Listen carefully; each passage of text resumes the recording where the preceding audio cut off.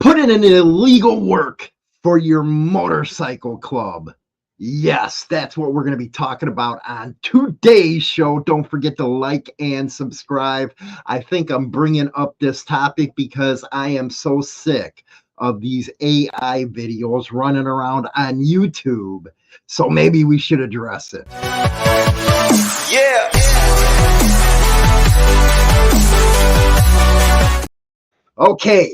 Okay. You see it all over the place. All these AI videos that are showing nothing but bad about MCs, more specifically, the bigger clubs. And I was like, you know what? We got to address this. We really do. Maybe I should go down the list of AI videos and call out their bullshit, because that's exactly what it is bullshit. Now, they are following the media narrative that we all know so much the news likes to do. And let's face it, if it bleeds, it leads. That's the way it goes. That's a fact of life. That's what people want to watch. And that's why you always get to see all these AI videos putting out this horse crap. Now, are motorcycle clubs illegal organizations or crime syndicates and all that? No, they're not. The motorcycle club is not a criminal organization. There might be some criminals within a motorcycle club, but we can say the same thing when it comes to cops. You have stories after stories coming out about how dirty cops are getting busted in the news all the time, but because they're cops, nobody takes a second look and says, oh, they might have had this problem, but they're not all criminals. But when it comes to MCs, they get labeled just like that. They're all criminals, which is BS. Okay. Yes, there used to be a lot of stuff that popped off in the early days, if you will, before technology. Things were a lot rougher.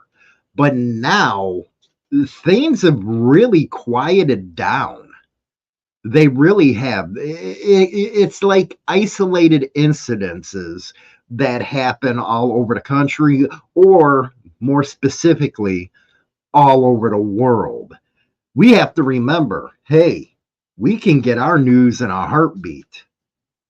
We just push a button and boom, the news is there. That's just like if there's problems out in the world, somebody gets jumped, there's video cameras, and next thing you know, it's either live on TikTok, live on YouTube. You know what I mean. So it makes it seem like clubs are doing this every day, and they are not. You got to remember, a lot of people that are MCs don't want nothing to do, absolutely nothing to do with illegal crap. They don't want to be out there selling drugs. They don't want to be out there selling guns. They don't want to be outside freaking roosting women. That's just not the way things are nowadays.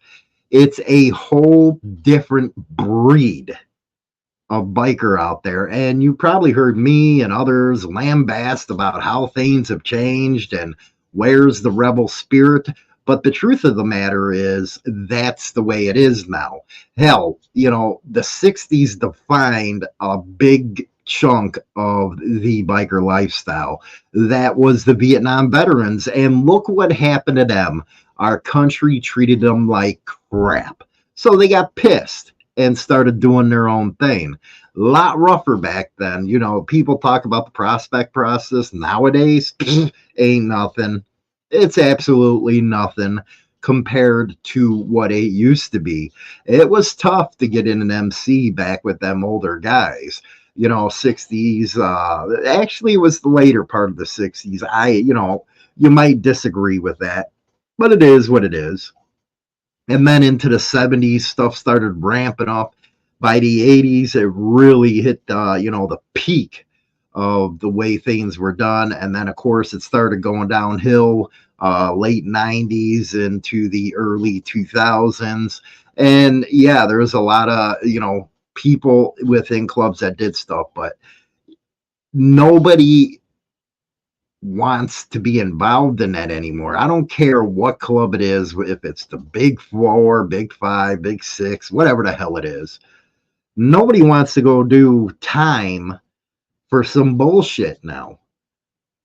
If you think about it and you sit back and you actually do the numbers, it is easier to make more money legitimately than it is illegal. And a lot of guys know this.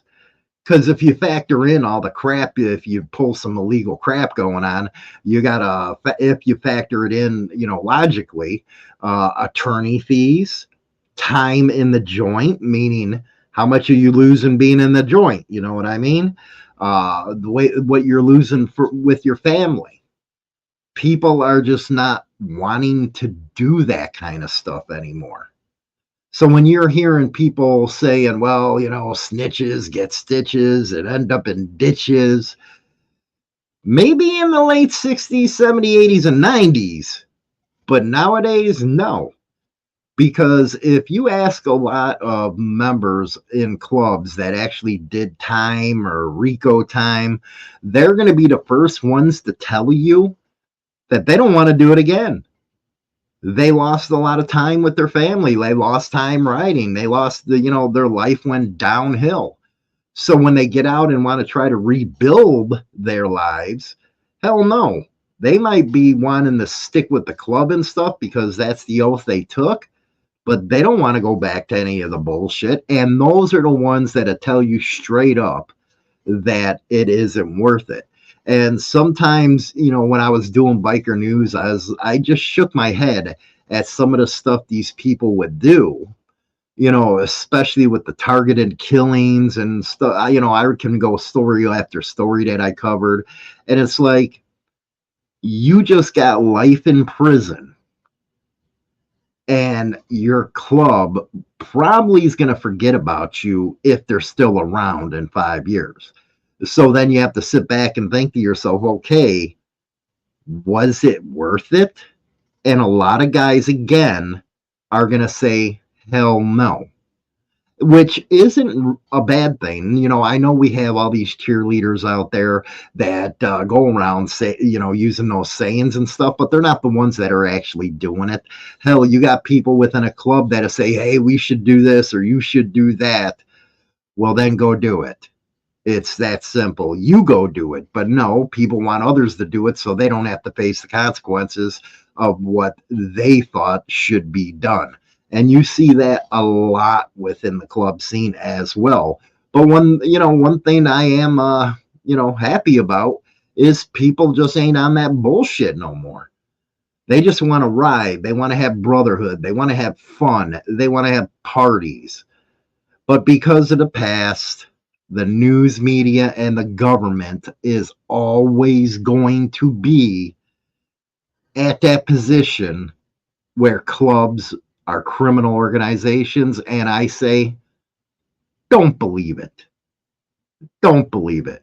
Let me know what you guys think in the comment section about this discussion. Also, Monday, Wednesdays, when I release a new video, 8 a.m. Central Standard Time, premiering it. Make sure you comment, man. That helps it out. Make sure you like it.